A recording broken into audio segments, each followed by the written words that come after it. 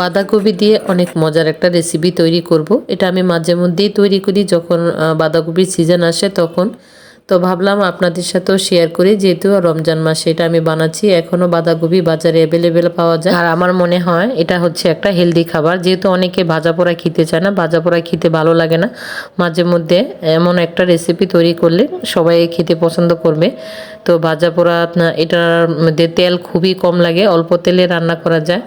তো এটা আমি হচ্ছে বাঁধাকপিগুলো কুচি করে নিয়েছি। আমি মাঝখানে যে ডাঁটাটা, শক্ত ডাঁটা ছিল, এটা আমি ফেলে দিয়েছি। তো এখন হচ্ছে গাজর কুচি করে নিচ্ছি।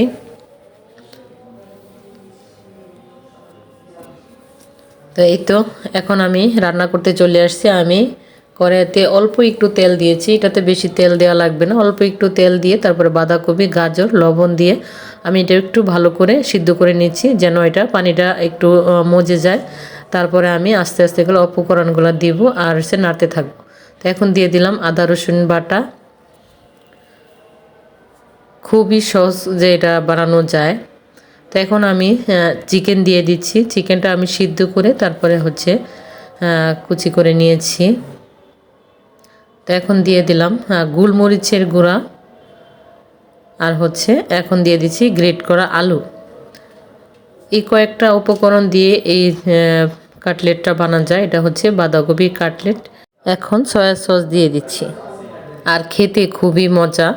আপনারা একবার বানিয়ে খাবেন। এখন বাজারে অ্যাভেলেবেল বাঁধাকপি পাওয়া যায়। তো এই তো আমার রান্না করা হয়ে গেছে। এটার মধ্যে আমি এখানে কাঁচামরিচও ব্যবহার করেছি, কাঁচামরিচ কুচি করে দিয়েছি। এটা আমি ভিডিওটা স্কিপ হয়ে গেছে। তো এই তো আমার রান্না করা হয়ে গেছে। এখন এটা আমি নামিয়ে নিয়েছি। একটা বাটিতে নিয়ে নিচ্ছি ময়দা। তারপরে এখানে দিয়ে দিব মরিচের গুঁড়া, ধনিয়া গুঁড়া, আর হচ্ছে লবণ দিয়ে এটা আমি মিক্স করে একটু পানি দিয়ে তারপরে এটা ব্যাটারটা করে নিব।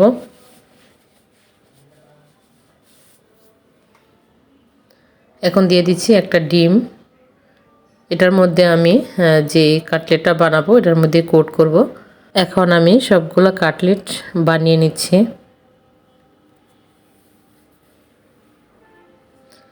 আর এটা খেতে অনেক মজা, আপনারা অবশ্যই একবার ট্রাই করবেন। খেতে অনেক ভালো লাগে, বাচ্চারাও খুব পছন্দ করবে। এই তো আমার সবগুলো বানানো হয়ে গেছে। এখন হচ্ছে ময়দার মধ্যে আমি এখানে নিয়েছি আমি সেমাই। যেহেতু আমার ঘরে ব্রেড ক্রাম ছিল না, তাই আমি সেমাইয়ের মধ্যে এটা কোট করে নেব। তো ময়দার মধ্যে চুবিয়ে তারপরে হচ্ছে আমি এখন সেমাইয়ের মধ্যে কোট করে নিচ্ছি। এখানে আমি কয়েকটা নিয়েছি ভাজার জন্য, বাকিগুলো ডিপ ফ্রিজে রেখে দিয়েছি। অল্প একটু বাঁধাকপি থেকে অনেকগুলো হয়েছে। সবগুলো এভাবে আমি কোট করে তারপরে হচ্ছে ভেজে নেব। এই তো এখন হচ্ছে আমি একটা কড়াইতে অল্প তেল দিয়েছি, বেশি তেল লাগে না এটা ভাজতে, অল্প তেলে ভাজা হয়ে যায়। এই জন্যই এটা হেলদি খাবার, এটা তেলে ডুবা তেলে ভাজতে হয় না। এই তো এগুলো আমার ভাজা হয়ে গেছে। এখন একটা প্লেটে উঠিয়ে নিচ্ছি আর আপনাদেরকে দেখাচ্ছি উপরে কি ক্রিস্পি হয়েছে, আর ভিতরটা আপনাদেরকে ভেঙে দেখাচ্ছি। খুবই সুন্দর হয়েছে আর খেতেও অনেক মজা। ভিডিওটা ভালো লাগলে একটা শেয়ার করে দিন।